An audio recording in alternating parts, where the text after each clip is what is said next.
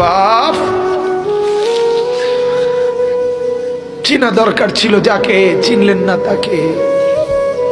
হায় যুবক, বন্ধুকে চিনলা না,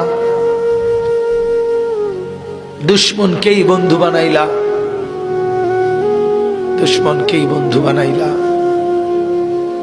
আপন বন্ধু যিনি তাকে চিনলা না, দুশ্মনকেই গ্রহণ করলা। চেহারায়, সুরতে, চলনে বলনে, আচারে উচ্চারণে বেঈমান যেভাবে সাজায় দেয়, তুমি তাকেই গ্রহণ করলা।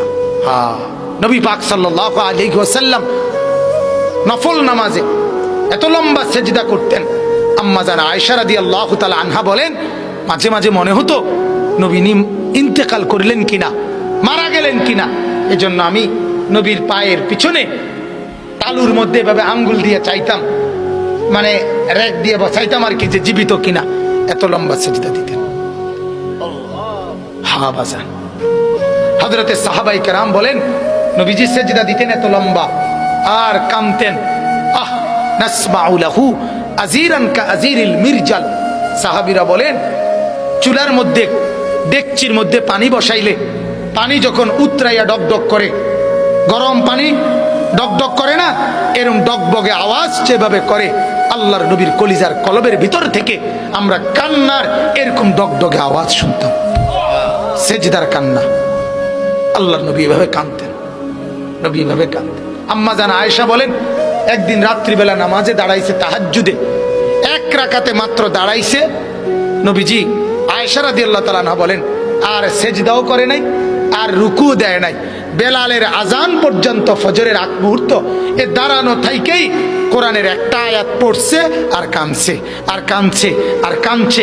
কাঁদতে কাঁদতে চোখ ফুলায়া ফেলছে, দাড়ি ভিজে গেছে, বুকের পশম ভিজে গেছে।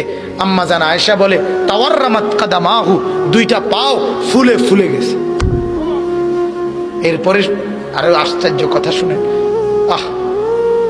আম্মা জান আয়েশা বলে, উম্মত শুনবা, সেদিন ওই রাতে সারা রাত কেঁদে কেঁদে বুক ভাসাইয়া নবী একটা কথা বলছে আল্লাহর কাছে। সেটা কি? তো আয়েশা রাদিয়াল্লাহু তাআলা আনহা বলেন, সেটা শুধুই কেবল এই উম্মতের জন্য নবী কাঁদছে।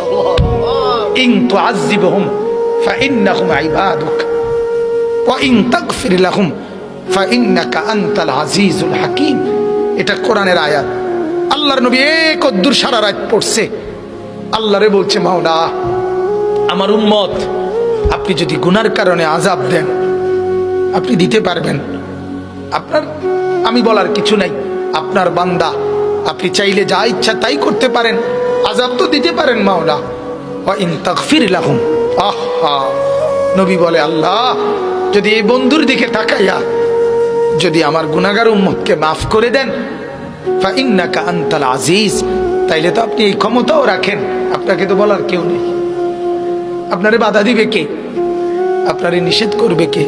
বন্ধুর দিকে তাকাইয়া দেন না মাফ করে। আমরা কিতাবে পড়ছি বাজান, ওই যে একটু আগে বললাম, আল্লাহ পাক যাদেরকে একবারে কাছে বসাবেন তা করে কি বলে, মনে আছে নি? নবীজি বলছে, আনা মিনাল মুকাররাবিন। নবীজি বলছে, ও উম্মত, আল্লাহর ঘনিষ্ঠ জনদের মধ্যে সর্বপ্রথম সবচেয়ে ঘনিষ্ঠ হব আমি মুহাম্মদ। হাসরের ময়দানে মাওলা আমার জন্য, আল্লাহ তার সিংহাসনের পাশে আবার আমার জন্য আসন নির্ধারণ করবেন বসে বসে। তা আল্লাহর নবীকে আল্লাহ তাআলা বলবেন, বন্ধু এই আসনে বসেন।